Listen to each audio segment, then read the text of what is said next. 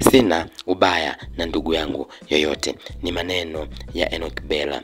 kwa kile kilichotokea kwenye interview ya Mbosso kusema kwamba anasikia maneno mabaya ambayo anasemwa na ndugu yake ambaye alikuwa naye kwenye kundi moja la ya Moto Bendi. Enock Bella sio mazuri wakati yeye alikuwa msaada kwake kwa kumlipia kodi. Hatimaye Enock Bella kamjibu ndugu yake Mbosso kwa kusema kwamba Enock Bella anasema, sikuwa naelewa chochote toka kupambazuki siku ya leo, lakini kuangalia na hili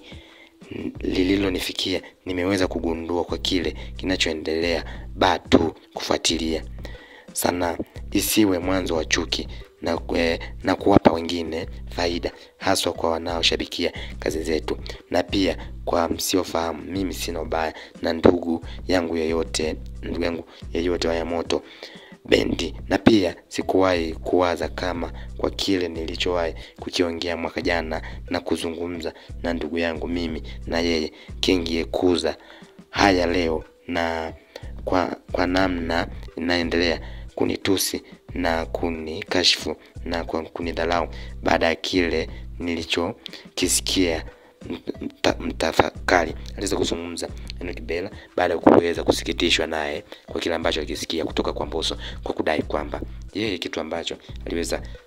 analalamikia Mbosso ni kile ambacho aliweza kuzungumza mwaka jana, baada ya kudai kwamba management ya Mbosso inamzuia Mbosso kuweza kufanya kazi kutokana na mikataba ambayo ameingia, na ndipo ambapo Mbosso akaweza kufunguka kwa kudai kwamba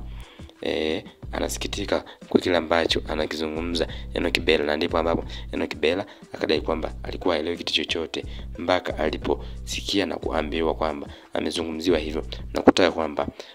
sanaa isiwe ni chanzo cha chuki na ugomvi. Kwa mjibu wa Enock Bella, anadai kwamba nimegundua kwa kile kinachoendelea baada tu ya kufuatilia. Aliweza kufuatilia basi baada ya Mbosso kuweza kutoa malalamiko yake kwa kudai kwamba Enock Bella anamzungumzia vibaya, hivyo hajisikii vizuri kuweza